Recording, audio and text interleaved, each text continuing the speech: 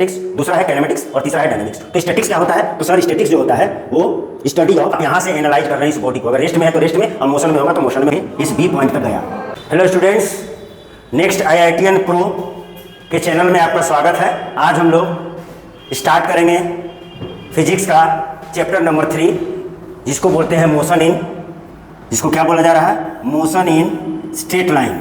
आज इसका इंट्रोडक्शन होगा और इसका वन शॉट हम लोग लेंगे इंट्रोडक्शन का, ठीक है? और किसके लिए है? 11th के लिए है, IIT के लिए और नीट के लिए, ठीक है? और जितना हम फंडामेंटल बता देंगे उससे बाहर आने वाला नहीं है, ये बेसिक आपको मदद करेगा आगे के लेक्चरों में, ठीक है?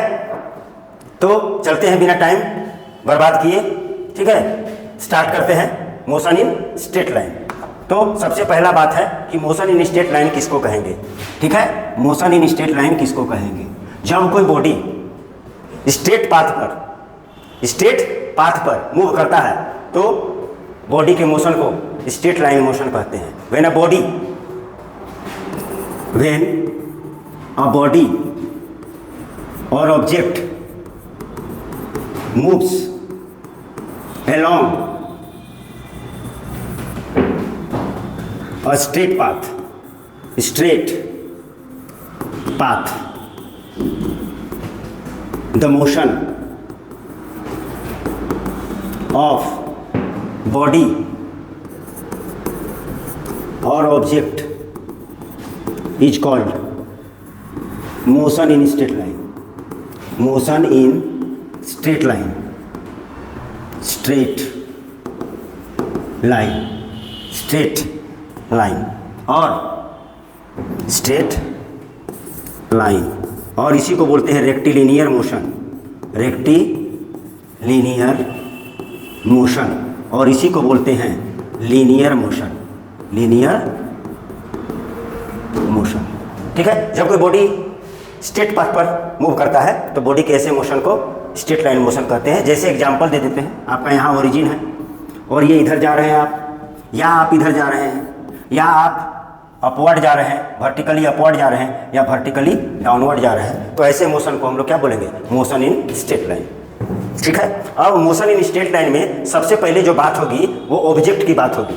तो ऑब्जेक्ट कितना भी बड़ा होगा उसको हम लोग पॉइंट ऑब्जेक्ट मान के चलेंगे, ठीक है? इसका मतलब पॉइंट ऑब्जेक्ट का मतलब है कि बॉडी बहुत बड़ा है लेकिन उसका सारा मास को हम लोग एकदम एक पॉइंट पर कंसीडर करके करेंगे ताकि हमारा कैलकुलेशन जो हो वो या मेजरमेंट जो हो वो डिस्टर्ब ना, ठीक है? तो पॉइंट ऑब्जेक्ट किसको कहेंगे? अच्छा, मैकेनिक्स की बात करेंगे तो पॉइंट ऑब्जेक्ट से पहले किससे बात करेंगे? मैकेनिक्स का। तो मैकेनिक्स किसे कहते हैं? Study of body at rest और in motion as well as force, ठीक? Study of body at rest और मोशन एंड एसोसिएटेड फोर्स।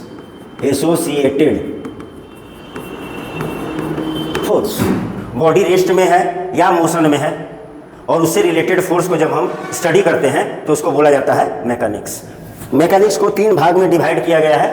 पहला है स्टैटिक्स, दूसरा है काइनेमेटिक्स और तीसरा है डायनामिक्स। तो स्टैटिक्स क्या होता है? तो सर स्टैटिक्स जो होता है वो study of body at rest और इक्विलिब्रियम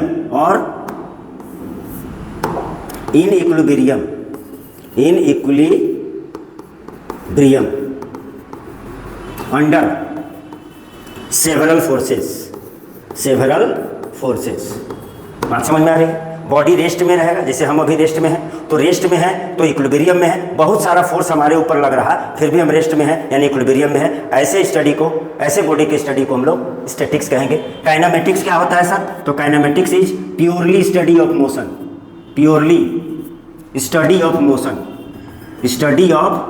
मोशन ऑफ ऑब्जेक्ट और बॉडी, जो बोलना है बोल दीजिए, object without considering its cause means क्या? फोर्स, ठीक? इसमें काइनेमेटिक्स जो है वो फिजिक्स का मैकेनिक्स का वो ब्रांच है जिसमें हम बॉडी का केवल मोशन के बारे में डिस्कस करेंगे। मोशन किस कारण हो रहा है उससे मतलब नहीं है। जनरली जनरली मोशन फोर्स लगेगा तो होगा, तो फोर्स के बारे में डिस्कस नहीं करना है, फोर्स का इफेक्ट केवल पढ़ना है, यानी study of effect of force, effect of force only, force only, force नहीं, उसका इफेक्ट पढ़ना है, उसका इफेक्ट पढ़ना है, उसका मोशन के बारे में पढ़ना है। डायनेमिक्स क्या है? डायनेमिक्स है study of motion, study of motion with its cause, with its cause, cause means क्या? Force, force. ठीक, तो मैकेनिक्स का वो ब्रांच जिसमें हम मोशन के साथ साथ उस पर लगने वाले फोर्स को भी स्टडी करते हैं, तो उसको मैकेनिक्स में डालेंगे। मैकेनिक्स का वो ब्रांच जिसमें बॉडी के केवल मोशन की बात करेंगे, उस पर लगने वाले फोर्स की बात हम नहीं करेंगे, तो काइनेमेटिक्स होगा। और मैकेनिक्स का वो ब्रांच जिसमें बॉडी रेस्ट में हो और उस पर लगने वाले फोर्स हो और वो बॉडी इक्विलिब्रियम में हो, उसका स्टडी करेंगे। ठीक है, आगे बढ़ते हैं। आगे में है पॉइंट ऑब्जेक्ट। तो पॉइंट ऑब्जेक्ट क्या कहलाएगा? देखो बाबू, ये है पॉइंट, ये पॉइंट है। तो पॉइंट का देख लीजिए, इसका डायमेंशन है, डायमेंशन है, डायमेंशन है मीन्स क्या है? साइज है, साइज और शेप है। ठीक, साइज और शेप है, बट इसका मास जो है, मास नेग्लिजिबल मानते हैं। क्या मानते हैं? नेग्लिजिबल। ठीक है, मास को क्या मानेंगे? नेग्लिजिबल। मास तो रहेगा, मास रहेगा। ठीक है, मास को नेग्लिजिबल नहीं मानेंगे। साइज और शेप को क्या मानेंगे? नेग्लिजिबल मानेंगे। Size and shape negligible. ठीक है, ये नेग्लिजिबल होना चाहिए, साइज और शेप नेग्लिजिबल होना चाहिए, मास होगा। ठीक है, और टोटल मास, बहुत बड़ा बॉडी भी है तो उसको हम लोग पॉइंट ऑब्जेक्ट ट्रीट करके और सारा मास को इसके सेंटर पर हम लोग कंसंट्रेटेड मानेंगे। ये है पॉइंट ऑब्जेक्ट। ठीक है, तो बोलेंगे पॉइंट ऑब्जेक्ट क्या होता है? ठीक है, it is a mathematical concept, it is a mathematical concept, mathematical concept of body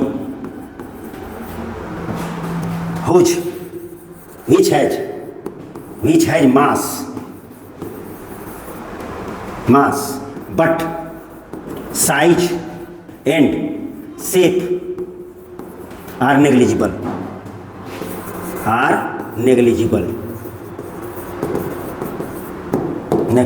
It is a mathematical concept of body which has mass but size and shape are negligible, माने एकदम छोटा। ठीक है, अच्छा, नेक्स्ट बात point object का क्या होगा? ठीक है, नेक्स्ट बात होगा, क्या होगा? If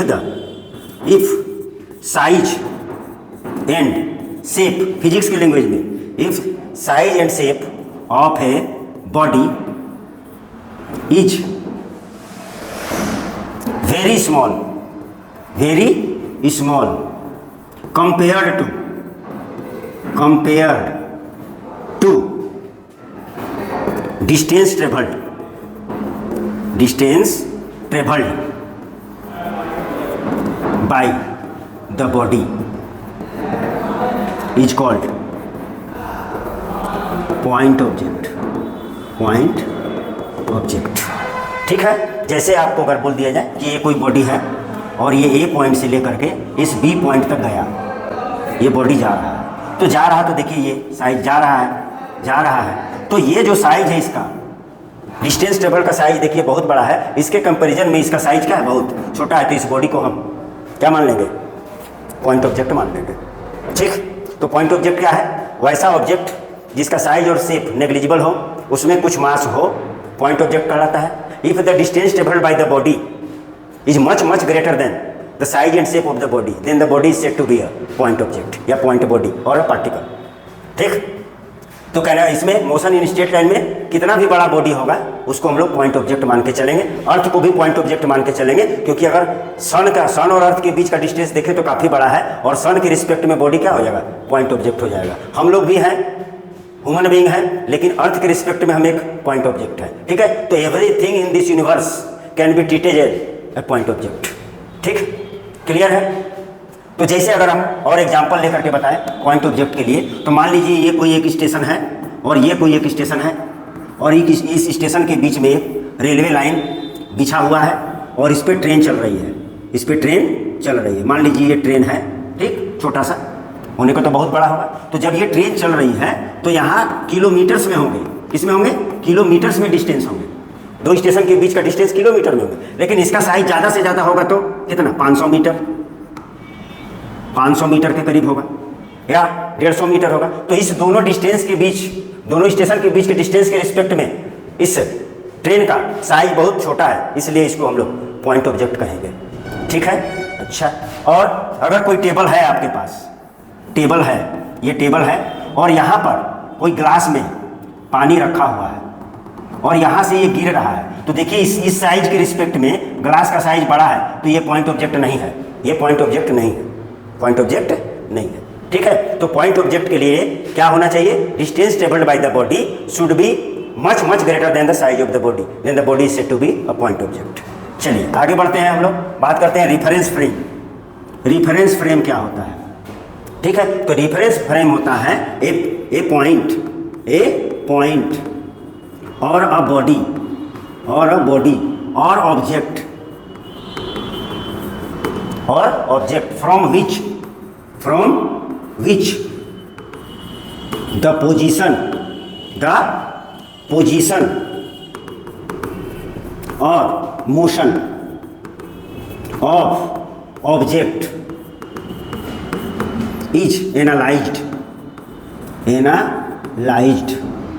is called frame of reference.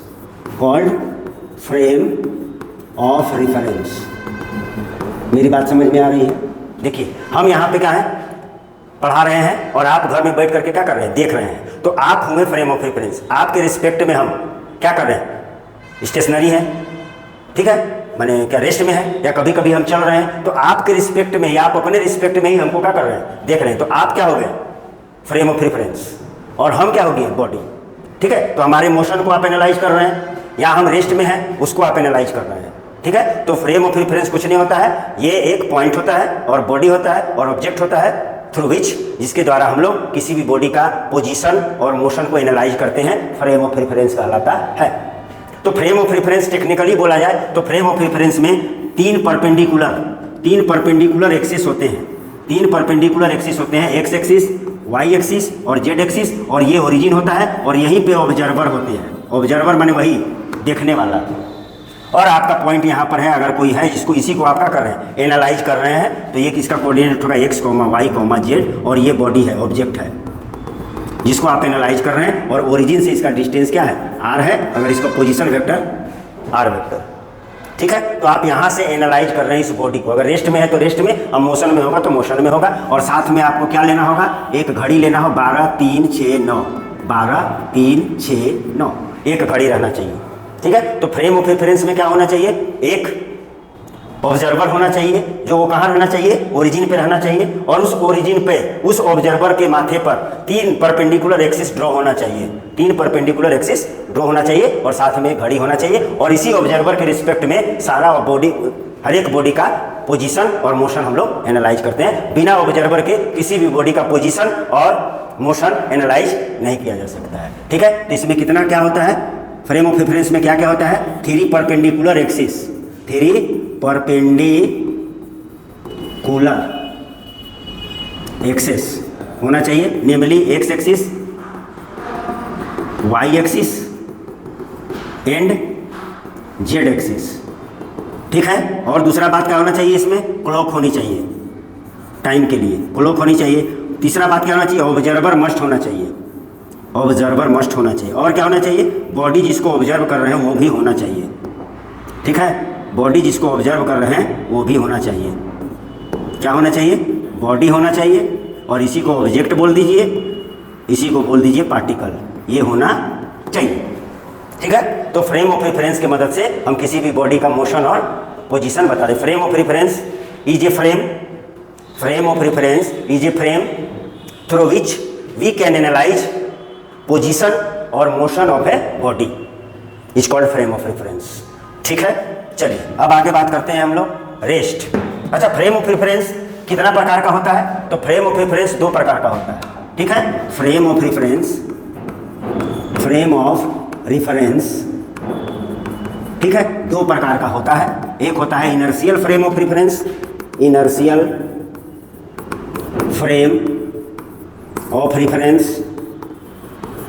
और दूसरा होता है, पहले इसको जान लीजिए, इनर्शियल फ्रेम ऑफ रेफरेंस का होता है वैसा फ्रेम ऑफ रेफरेंस जिसका भी वेलोसिटी का हो, जीरो हो, और वेलोसिटी क्या हो, कांस्टेंट हो, कांस्टेंट हो। ठीक है, फ्रेम का वेलोसिटी का हो, जीरो हो, या फ्रेम का वेलोसिटी कांस्टेंट हो, वैसे फ्रेम को इनर्शियल फ्रेम ऑफ रेफरेंस कहते हैं। और इनर्शियल फ्रेम ऑफ रेफरेंस में ऑल लॉज आर वैलिड, और अर्थ को हम लोग इनर्शियल फ्रेम ऑफ रेफरेंस कहते हैं। ठीक है, अर्थ को इनर्शियल फ्रेम ऑफ रेफरेंस कहते हैं। या कोई भी बॉडी रेस्ट में है, वो देख रहा है किसी को, तो इनर्शियल फ्रेम ऑफ रेफरेंस में है। और बॉडी मूव कर रहा है कांस्टेंट वेलोसिटी से, और फ्रेम भी मूव कर रहा है, ऑब्जर्वर भी कांस्टेंट वेलोसिटी से चल रहा है, तो ऐसे फ्रेम ऑफ रेफरेंस को भी हम लोग इनर्शियल फ्रेम ऑफ रेफरेंस कहेंगे। ये भी छोटा मोटा बात है, इसके बारे में डिटेल हमको न्यूटन्स लॉ ऑफ मोशन में भी जानना है। और नेक्स्ट क्या है बाबू, तो non inertial frame of reference, non inertial frame of reference, non inertial frame of reference. ये क्या होता है, तो ये वेलोसिटी इसका जीरो नहीं होता है, और वेलोसिटी ऑफ फ्रेम कांस्टेंट नहीं होता है, कांस्टेंट नहीं होता है, यानी एक्सेलरेट करता है। क्या करता है, एक्सेलरेट करता है। ठीक है, और इसको नॉन इनर्शियल फ्रेम को इनर्शियल फ्रेम बनाना है तो आपको बॉडी पर बैठ जाना होगा। जब बॉडी पर बैठ जाइएगा तो वो इनर्शियल फ्रेम हो जाएगा, बॉडी के साथ मूव करिएगा आप, और उसको एनालाइज कीजिएगा तो इनर्शियल में कन्वर्ट हो जाएगा। इसमें all laws are not valid, all laws are not valid, और वैलिड करने के लिए, लॉज को वैलिड करने के लिए you will have to be on accelerated body, then it will become inertial frame of reference. ठीक है, आगे और बातें होंगी, इसके बारे में यहाँ पर ज़्यादा जानना जरूरी नहीं है। चलिए अब रेस्ट बोलते हैं। रेस्ट किसको बोले, ठीक है, ठीक है, when a body does not change its position with respect to observer or surrounding or frame of reference, the body is said to be at rest. Clear, अगर कोई बॉडी किसी ऑब्जर्वर के रिस्पेक्ट में, या सराउंडिंग के respect में, या frame of reference के रिस्पेक्ट में अपना पोजीशन चेंज नहीं करता है टाइम बीतने पर भी, तो वैसे बॉडी को रेस्ट में कहा जाता है। ठीक है, if a body do not change its position with respect to observer और क्या, सराउंडिंग और frame of reference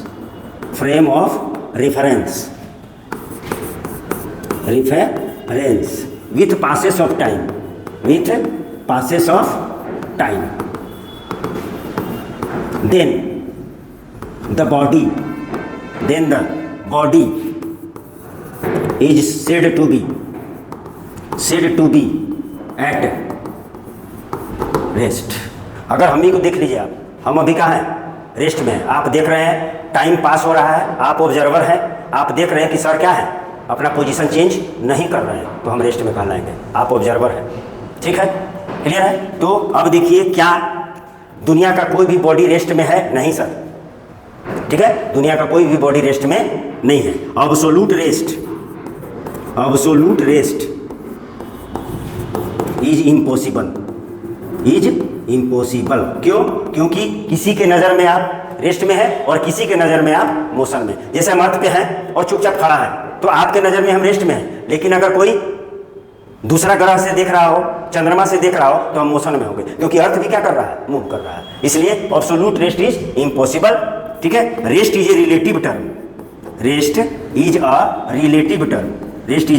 relative term है। कौन टर्म है? रिलेटिव टर्म है। ठीक है, किसी के नज़र में हम रेस्ट में है तो किसी के नज़र में हम मोशन में है, ये रिलेटिव टर्म है। यानी बॉडी रेस्ट में है, ये किस पर डिपेंड करेगा? ऑब्जर्वर पे डिपेंड करेगा। ठीक है, ऑब्जर्वर पे डिपेंड करेगा, तो ये रिलेटिव टर्म होता है। ठीक है, रेस्ट हो गया।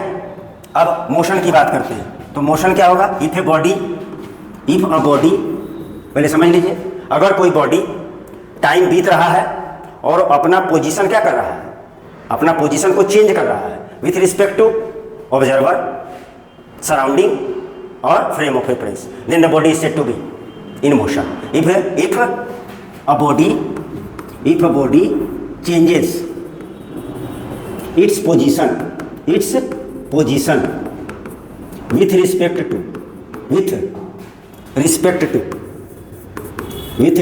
to observer or surrounding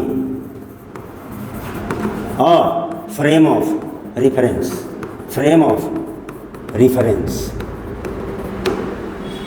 with passage of time,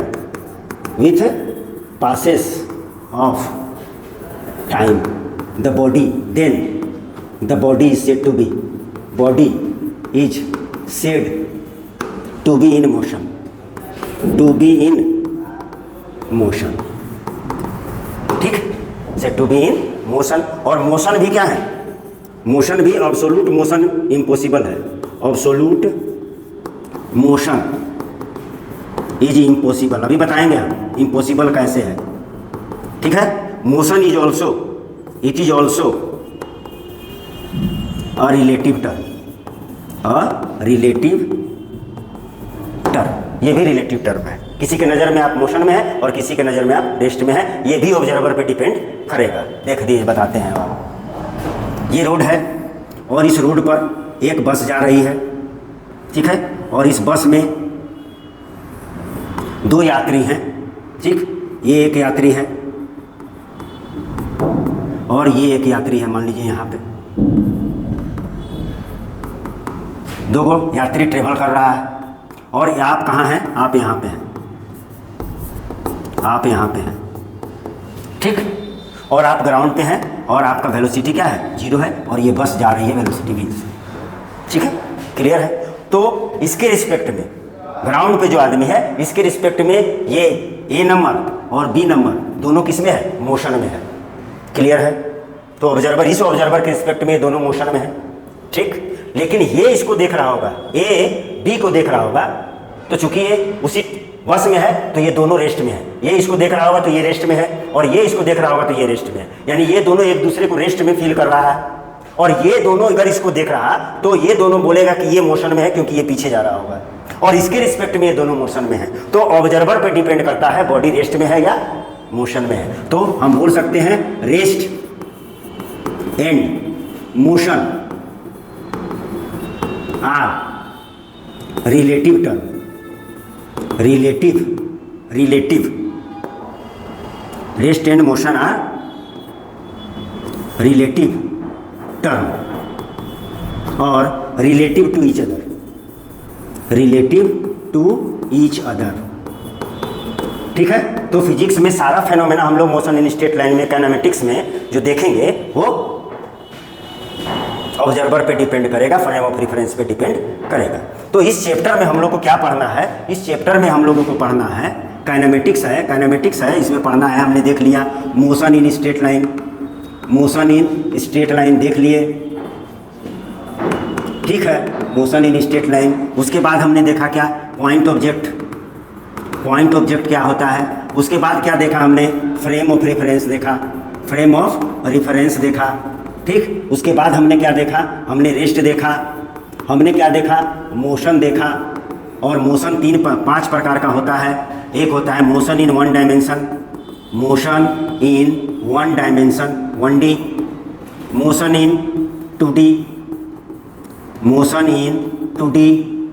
motion in 3D. ठीक. उसके बाद यूनिफॉर्म मोशन और उसके बाद non uniform motion.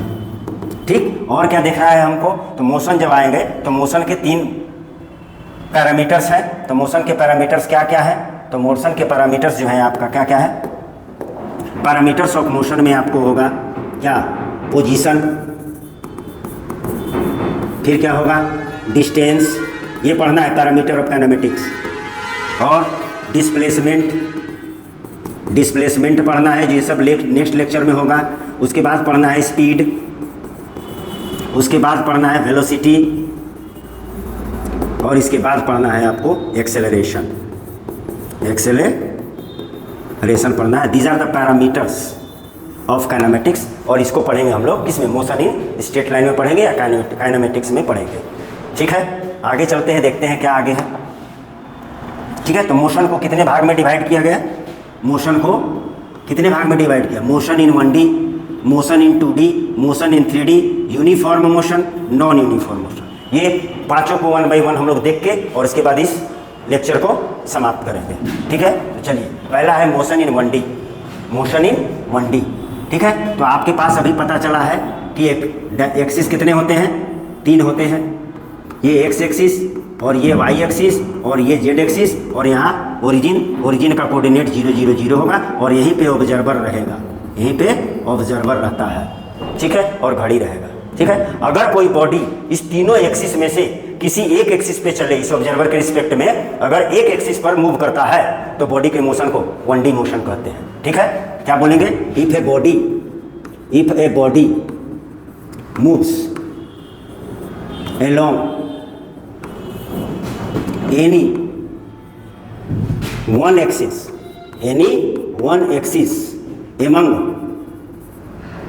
among 3 axes, then the motion of a body is called motion in 1 dimension, motion in 1 dimension. ठीक, आप अगर देख लीजिए, आप ये इधर गए एक्स एक्सिस में या आप इधर गए एक्स एक्सिस में, ये 1D हुआ। आप ऊपर गए वर्टिकली अपवर्ड गए, motion in 1D, vertically downward गए, मोशन इन 1D, आप इधर गए 1D, पीछे गए 1D। आप इस तीनों एक्सिस में से किसी एक एक्सिस पर मूव करते हैं तो आपका मोशन इन 1D कहलाएगा। ठीक है, और मोशन इन स्ट्रेट लाइन कहलाएगा। ठीक है, मोशन इन 1D कहलाएगा या मोशन इन स्ट्रेट लाइन कहलाएगा। ठीक है, अब मोशन इन 2D क्या होगा, तो मोशन इन 2D में देखिए, मोशन इन 2D, इफ है बॉडी, देखिएगा गौर से। ठीक, ये ओरिजिन है, ये एक्स एक्सिस है और ये वाई एक्सिस है और ये जेड एक्सिस है और ये ओरिजिन है। अगर आपका मोशन यहाँ हो रहा है, इसमें भी हो रहा है, एक्स एक्सिस में भी मोशन हो रहा है और वाई एक्सिस में मोशन होते होते आप कहाँ पे पहुँच गए हैं, यहाँ पे पहुँच गए हैं, बॉडी यहाँ पहुँच गया। ठीक है, तो इस मोशन को हम क्या बोलेंगे, 2D मोशन। और किस में हो रहा है, ये प्लेन में हो रहा है। ठीक है, if a body moves along any 2 axis out of 3 axes, then the motion of body is called motion in 2D, motion in 2D। ठीक है, it is also known as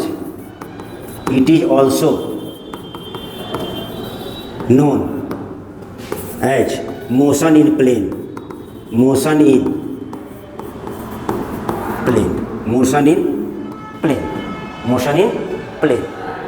clear, समझ में आ रही बात।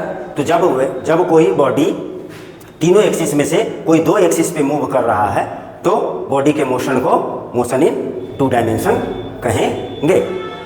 ठीक है, मोशन इन 2 डायमेंशन कहेंगे। जैसे आप पतंग उड़ाते हैं और आपके हाथ में धागा है, पतंग उड़ रहा है, तो ये 2D मोशन में होगा। ठीक है, 2D मोशन में होगा। और 1D मोशन में क्या होगा,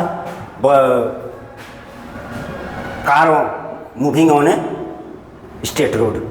ठीक है, car moving on a straight road. और मोशन इन 2D क्या होगा, वही। ठीक है, अब मोशन इन 3D क्या होगा, तो मोशन इन 3D में बोला जाएगा कि बॉडी तीनों एक्सिस पे मूव करेगा। इसमें तीनों एक्सिस पे मूव करेगा। If a body moves along all 3 axes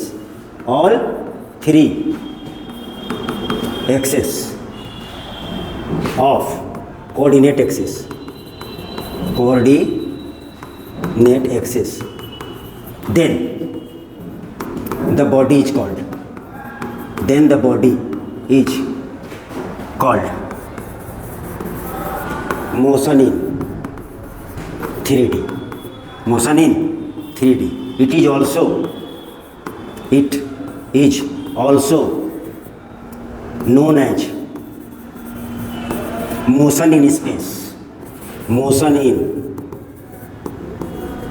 space. Motion in space. Motion in space. जैसे आपके रूम में मच्छर उड़ रहा, मक्खी उड़ रहा, ठीक है, और किसी कंटेनर में गैस भरा है, उसका गैस का मोलिक्यूल मूव कर रहा है, ठीक है, molecule of movement of motion of molecule of gas, ठीक है, motion of flying of mosquitoes, ये सब क्या एग्जांपल है? ये सब एग्जांपल है 3 डायमेंशनल मोशन का, ठीक है। चलिए आगे देखते हैं। आगे है यूनिफॉर्म मोशन। यूनिफॉर्म मोशन क्या होता है? ठीक है, आप आराम से घर से निकले हैं सब्जी लेने, एकदम आराम से जा रहे हैं, आपका हर एक स्टेप सेम डिस्टेंस कवर कर रहा है और हर एक स्टेप टाइम सेम ले रहा है, तो ऐसे मोशन को हम लोग यूनिफॉर्म मोशन कहेंगे, ठीक है। और जब आपके पापा का फ़ोन आया, बोले कि कहाँ हो, तो बोले यहीं पे जल्दी आओ, तो आप स्पीड कभी दौड़ते हैं, कभी रुकते हैं, कभी तेज़ चलते हैं, कभी धीमा चलते हैं, तो ये नॉन यूनिफॉर्म स्पीड होगा, नॉन यूनिफॉर्म मोशन होगा। और जब आप आराम से चल रहे हैं तो इट में बी यूनिफॉर्म मोशन, ठीक है। क्या बोला जाएगा? Uniform motion when a body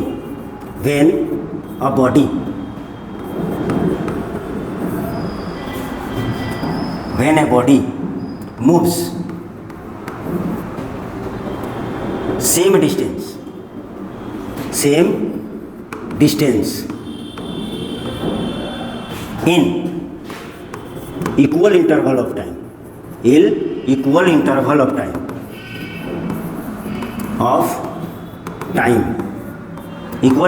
time, however the small interval may be, however the small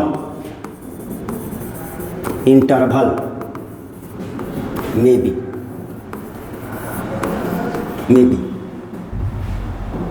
the body is said to be in uniform motion, to be in uniform motion, ठीक। Example देखिए, अगर आपको ए से बी तक जाना है, और इसको हम इक्वल डिस्टेंस में क्या कर दिए, डिवाइड कर दिए हैं, और ये 1 मीटर है, और ये कितना सेकंड में चल रहे हैं? 1 मीटर 10 सेकंड में, और ये भी 1 मीटर है और आप 10 सेकंड में चल रहे हैं, ये भी 1 मीटर है, आप 10 सेकंड में चल रहे हैं, ये भी 1 मीटर है और आप 10 सेकंड में चल रहे हैं, ये भी 1 मीटर है और आप 10 सेकंड में चल रहे हैं, तो ऐसे बॉडी के मोशन को यूनिफॉर्म मोशन कहेंगे, ठीक है। When a body travelled equal distances in equal interval of time, however the small interval में भी, कितना भी छोटा इंटरवल क्यों ना, then the body is said to be uniform motion, ठीक है। क्लियर है? चलिए नॉन यूनिफॉर्म मोशन में चलते हैं। नॉन यूनिफॉर्म मोशन क्या होता है? इफ अ बॉडी मूव्स, देखिए, ठीक है, नॉन यूनिफॉर्म मोशन को हम लोग देखते हैं। तो नॉन यूनिफॉर्म मोशन क्या होगा? देखिएगा, जब कोई body equal distances unequal in time interval में, या unequal distances equal time interval में, या अनइक्वल डिस्टेंसेस इन अनइक्वल इंटरवल टाइम में मोशन करता है, तो ऐसे मोशन को नॉन यूनिफॉर्म मोशन कहते हैं, ठीक है। जैसे आपको हम पहले समझा देते हैं, उसके बाद लिखते हैं। ये ए से बी है, ये सब डिस्टेंस सेम है, 1 मीटर, 1 मीटर, 1 मीटर, 1 मीटर, ये 5 सेकंड में चला, ये इसको यहाँ से यहाँ चलने में 7 सेकंड ले लिया, यहाँ पर 3 सेकंड लिया, और यहाँ पर 10 सेकंड लिया, तो देख लीजिए डिस्टेंस ट्रेवल सेम है, टाइम अलग अलग है, नॉन यूनिफॉर्म मोशन, ठीक। अच्छा, और हम बोलते हैं, यहाँ देखिए, ये ठीक, ये 1 मीटर है, ये 1.5 मीटर है, और ये 2.5 मीटर है, और इसको ले लिया कितना में, इसको ले लीजिए आप 50 सेकंड में, और इधर भी ले लिया 50 सेकंड, और इसमें भी ले लिया 50 सेकंड, तो देख लीजिए टाइम फिक्स है, टाइम सेम है, लेकिन डिस्टेंस अलग अलग है, ठीक। तो ये भी नॉन यूनिफॉर्म होगा। एक और नॉन यूनिफॉर्म आपको दिखाते हैं। ए से बी गए, ये डिस्टेंस है, ये डिस्टेंस है, ये 1 मीटर है, 5 सेकंड में चला। ये 2 मीटर है, 7 सेकंड में चला। ये 1.5 मीटर है और इसको 3 सेकंड में चला। तो देख लीजिए डिस्टेंस टेबल भी अलग अलग है और टाइम भी अलग अलग है। ये तीनों क्या है? नॉन यूनिफॉर्म मोशन है। ठीक है। इफ अ बॉडी, देखिए, when a body travelled equal distances in unequal time,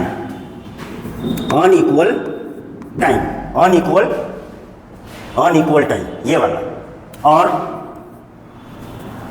unequal distances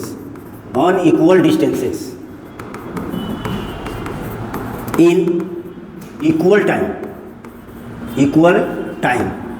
interval, और unequal distances in unequal interval of time, however the small interval may be, interval of time, however the small interval may be,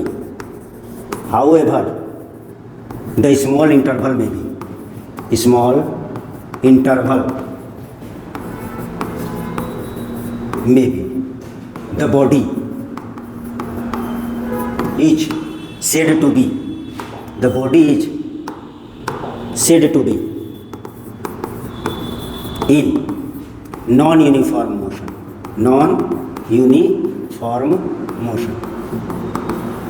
ठीक है, non uniform motion. ठीक है, clear है, कोई दिक्कत नहीं। तो हम लोग क्या देखें, ये हमारा लास्ट है। ठीक है, तो हम लोग क्या देखे हैं? हम लोग देखे हैं आज के 1 शॉर्ट लेक्चर में, क्या देखे हैं? Motion in straight line. ठीक, और मोशन इन स्ट्रेट लाइन में हमने क्या पढ़ा? हमने पढ़ा, सबसे पहले पढ़ा मोशन इन स्ट्रेट लाइन क्या होता है, उसके बाद पॉइंट ऑब्जेक्ट क्या होता है, उसके बाद फ्रेम ऑफ रेफरेंस पढ़ा हमने, और फ्रेम ऑफ रेफरेंस का 2 टाइप पढ़ा हमने, इनर्शियल फ्रेम ऑफ रेफरेंस और non inertial frame of reference. उसके बाद हमने रेस्ट की बात की, उसके बाद हमने मोशन की बात की, उसके बाद टाइप्स ऑफ मोशन की बात की, motion in 1D, motion in 2D, motion in 3D, non uniform motion और non uniform motion. This is the fundamental of kinematics और मोशन इन स्ट्रेट लाइन। ठीक है, अब हम लोग नेक्स्ट लेक्चर में बात करेंगे position, distance, displacement, speed, velocity और एक्सेलरेशन। ठीक है, तब तक के लिए धन्यवाद।